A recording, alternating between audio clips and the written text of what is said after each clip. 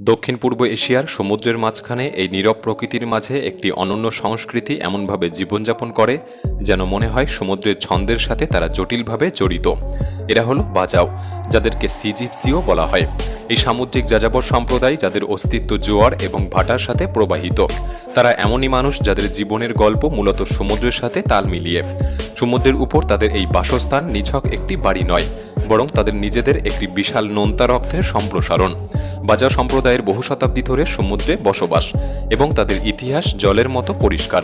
Indonesia, Malaysia এবং Philippine জুড়ে বহু সংখ্যক বাজাওদের সামুদ্রিক তটে খুঁজে পাওয়া যায়। প্রত্যেকটি অঞ্চলে স্বতন্ত্র বাজাও উপজাতি রয়েছে এবং তাদের প্রত্যেকের অনন্য আচার অনুষ্ঠান।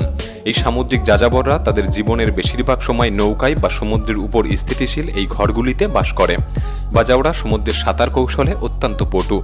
যেহেতু তাদের প্রধান জীবিকা এই সমুদ্র এবং সামুদ্রিক প্রাণী, তাই প্রতিনিয়ত তাদেরকে সমুদ্রের জলে ডুব দিতে হয়। তাদের সবচেয়ে আকর্ষণীয় অভিযোজনগুলির মধ্যে একটি হলো জলের নিচে দীর্ঘ সময় বেঁচে থাকা। তাদের শরীর এমনভাবে তৈরি হয়েছে যে তারা দীর্ঘ সময় তাদের শ্বাস ধরে রাখতে পারে। গড়ে একজন স্বাভাবিক মানুষ 1 মিনিট পর্যন্ত জলের নিচে ডুবে থাকতে পারে। এছাড়াও বাজাও সম্প্রদায়ের কিছু সদস্যরা 13 মিনিটের জন্য সমুদ্রের 230 ফুট গভীরতায় ডুব দিয়ে থাকতে পারে। খুব অল্প বয়স থেকেই বাজাও শিশুরা সাঁতার এবং ডাইভিংয়ে পারদর্শী হয় এবং 8 বছর বয়সেই তারা মাছ ধরা ও শিকারে দক্ষ হয়ে ওঠে।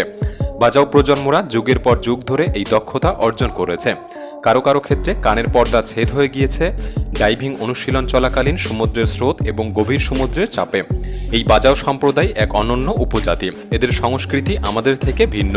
তারা সমুদ্রকে জীবনদাতা হিসাবে মনে করে। আসুন আজকের এই ভিডিওতে আমরা বাজাও সম্পর্কে আরও ঘনিষ্ঠভাবে পর্যালোচনা করতে চলেছি।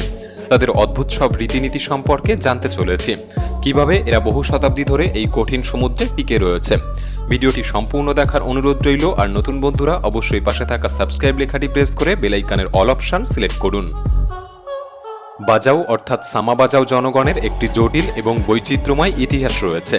ইতিহাস থেকে জানা যায় সি জিপসি নামে পরিচিত এই সামা বাজাওরা সামুদ্রিক দক্ষিণ পূর্ব এশীয় জাতিগোষ্ঠী, যারা মূলত ফিলিপাইন, মালয়েশিয়া এবং ইন্দোনেশিয়াতে 1000 বছরেরও বেশি সময় ধরে বাসস্থান গড়ে তুলেছিল। নৃবিজ্ঞানী অ্যালফ্রেড কেম্পেলাসনের মতে বাজাওয়ের উৎপত্তি 800 সাধারণ যুগ তারিখে এবং 2021 সালের একটি জেনেটিক গবেষণা থেকে জানা যায় যে তারা 12,000 থেকে 15,000 বছর আগে দক্ষিণ পূর্ব এশিয়ার মূল ভূখণ্ড থেকে অস্ট্রো এশিয়াটিক শিকারী সংগ্রাহকদের সাথে সম্পর্কিত ছিল। তাদের ভাষাগত প্রমাণ ইঙ্গিত করে যে বাজাওয়ের উৎপত্তি বর্নিওতে এবং 3টি গোষ্ঠীর জেনেটিক অধ্যয়ন থেকে জানা যায় যে তাদের উৎপত্তি দক্ষিণ সুলাওসিতে। সুতরাং তাদের উৎপত্তি স্থলে মতভেদ থাকার কারণে প্রথম বাজাও মানুষের কোনো সঠিক চিত্র খুঁজে পাওয়া যায়নি। বাজাও শব্দ একটি মালাই শব্দ বাজাক থেকে এসেছে বলে মনে করা হয়, যার অর্থ একটি হুক দিয়ে মাছ ধরা, যা তাদের ঐতিহ্যগত মাছ ধরার অনুশীলনকে প্রতিফলিত করে। বাজাওরা ঐতিহাসিকভাবেই একটি যাযাবর সম্প্রদায়। তাদের বাসস্থান থেকে শুরু করে তাদের খাদ্যাভ্যাস পর্যন্ত সমগ্র জীবনধারা সমুদ্র দ্বারাই তৈরি হয়েছে।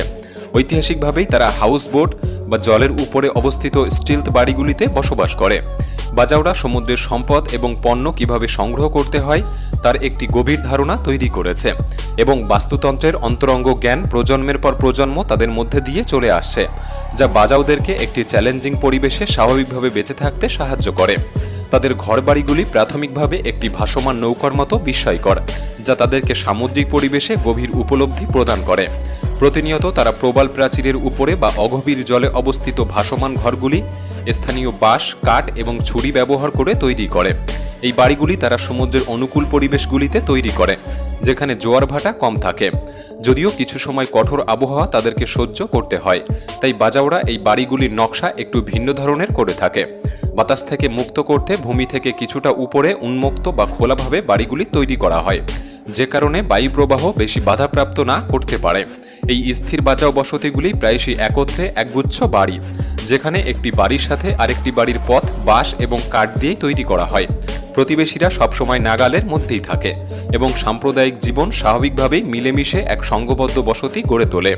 শিশুরা প্রতিদিন জলে খেলা করে এবং প্রাপ্তবয়স্করা দৈনন্দিন কাজ বা সামাজিক কাজ এই জলের উপরেই করে থাকে। বর্তমানে যদিও অনেকে স্থায়ীভাবে এক জায়গায় বসবাস শুরু করেছে, কিন্তু যাযাবর ঐতিহ্য তাদের সংস্কৃতিতে এখনও টিকে রয়েছে। বাসস্থান পরিবর্তন মূলত বিভিন্ন কারণে হয়ে থাকে, যার মধ্যে রয়েছে মৎস্য শিকারের জন্য ভিন্ন আবহাওয়া বা ঋতু পরিবর্তন, এবং খারাপ আবহাওয়া থেকে ঘরগুলিকে রক্ষা করা। পুরুষরা প্রাথমিকভাবে মৎস্য শিকার এবং নৌকা ও ঘর নির্মাণের কাজ করে, যে দক্ষতা পিতা থেকে পুত্রে সঞ্চালিত হয়, এবং নারীরাও সাধারণত অগভীর জলে মৎস্য শিকারের কাজে জড়িত হয় এবং গৃহস্থালির দায়িত্ব নেওয়া ও শিশুদের যত্ন নেওয়া। এছাড়াও তারা খাদ্য সংরক্ষণের জন্য একটি গুরুত্বপূর্ণ ভূমিকা পালন করে, যেমন মাছগুলিকে প্রক্রিয়াকরণ ও সংরক্ষণ। এছাড়াও বাজাও সম্প্রদায়ের শিশুদের লালন পালন করা অল্প বয়স থেকেই একটি সাম্প্রদায়িক দায়িত্ব। শিশুরা সাঁতার এবং ডাইভিংয়ের দক্ষতা মায়েদের কাছ থেকেই শিখে থাকে, কারণ সামুদ্রিক বিশ্বে বাঁচতে হলে এই শিক্ষা গুরুত্বপূর্ণ। মায়েরা শিশুদের সমুদ্র, আবহাওয়া এবং মাছ ধরার শিল্প সম্পর্কে শেখায়, যে জ্ঞান শতাব্দীর পর শতাব্দী ধরে এক মস্তিষ্ক থেকে অন্য মস্তিষ্কে সঞ্চালিত হয়। বাজাও সম্প্রদায়ের মধ্যে বিবাহ একটি উল্লেখযোগ্য ঘটনা, যা প্রায় বিভিন্ন আচার এবং উদযাপন দ্বারা পরিচালিত হয়। তাদের বিবাহ প্রথার সবচেয়ে উল্লেখযোগ্য দিকগুলির মধ্যে একটি হল প্রথাগতভাবে বিস্তৃত বাজাও কোর্টশিপ প্রক্রিয়া, যে কোর্টশিপ প্রক্রিয়ায় পরিবারের মধ্যে আচার এবং বিনিময়ের একটি প্রথাকে বজায় রাখা হয়। এই প্রথা অনুযায়ী কারুশিল্প এবং নৌকা তৈরিতে দক্ষ যুবকদের হবু স্ত্রীকে নিজের হাতে তৈরি একটি উপহার দিতে হয়, যা পরিবারের জন্য একটি পুরুষের দক্ষতা এবং যত্ন নেওয়ার ক্ষমতাকে প্রদর্শন করে। বাজাওদের প্রধান খাদ্য মূলত মাছ এবং অন্যান্য সামুদ্রিক খাবার, যেগুলি তাদের সমুদ্র থেকে ধরার উপর ভিত্তি করে তৈরি হয়। তাদের খাদ্য তৈরির পদ্ধতিগুলি তুলনামূলকভাবে সহজ তবে সুস্বাদু। প্রায়শই তারা পরিবেশ থেকে পাওয়া সহজলভ্য ভেষজ এবং মশলা দিয়ে খাদ্যগুলিকে পুড়িয়ে বা সেদ্ধ করে খেয়ে থাকে। বাজাও সম্প্রদায়ের মধ্যে ঈশ্বরের আরাধনা হল মূলত সমুদ্রের প্রতি তাদের শ্রদ্ধা এবং ভালোবাসা, যে সমুদ্র তাদের জীবনদাতা এবং আধ্যাত্মিক সত্তা উভয় রূপে বিবেচিত হয়। জীবন এবং সমুদ্রের মধ্যে এই ভালোবাসা তাদের গভীর এক বিশ্বাস। সমুদ্রের আত্মাকে সন্তুষ্ট করার জন্য তারা বিভিন্ন আচার অনুষ্ঠান করে থাকে, যে আচার অনুষ্ঠানগুলি প্রায়শই এই সম্প্রদায়ের বৃদ্ধ বা প্রবীণদের দ্বারা পরিচালিত হয়। সমুদ্রকে সন্তুষ্ট করার প্রধান লক্ষ্য নিরাপদে সমুদ্রের বুকে বসবাস, প্রচুর মাছ এবং সমুদ্রের যে কোনো বিপদ থেকে রক্ষা পাওয়া। তবে যাই হোক, সাম্প্রতিক বিশ্ব পরিবর্তনের সাথে সাথে বাজাওদের ঐতিহ্যগত ভূমিতে আমাদের আধুনিকতার ছাপ পড়তে শুরু করেছে, যা তাদের জন্য চ্যালেঞ্জিং। তারা ঐতিহ্যগতভাবে মাছ ধরার কৌশল হারিয়ে ফেলতে শুরু করেছে এবং বিশ্ব সংস্কৃতির প্রভাব তাদের সাংস্কৃতিক ঐতিহ্যের জন্য হুমকি হয়ে দাঁড়িয়েছে। এরপর থেকে হয়তো বাজাও গোষ্ঠীর তরুণ সম্প্রদায়েরা উন্নত প্রযুক্তি এবং আধুনিক বিশ্বের সাথে তাল মিলিয়ে চলতে সক্ষম হয়ে যাবে, তবে সেই দিন হয়তো এখনও অনেক দূরে রয়েছে। বাজাওদের সমুদ্র সম্পর্কে বোঝাপড়া অত্যন্ত গভীর।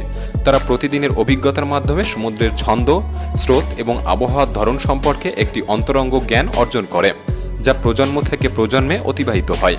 এই জ্ঞান আনুষ্ঠানিকভাবে শেখানো হয় না, অল্প বয়স থেকেই পর্যবেক্ষণ এবং অংশগ্রহণের মাধ্যমে অর্জিত হয়, যে জ্ঞান তাদেরকে সাহায্য করে নির্ভুলতার সাথে বিশাল দূরত্বে দৃষ্টি রাখতে, সমুদ্রের সূক্ষ্ম জিনিসগুলিকে দেখতে, জলের রং বুঝতে, বাতাসের দিক অনুভব করতে এবং সামুদ্রিক জীবনের আচরণ বুঝতে।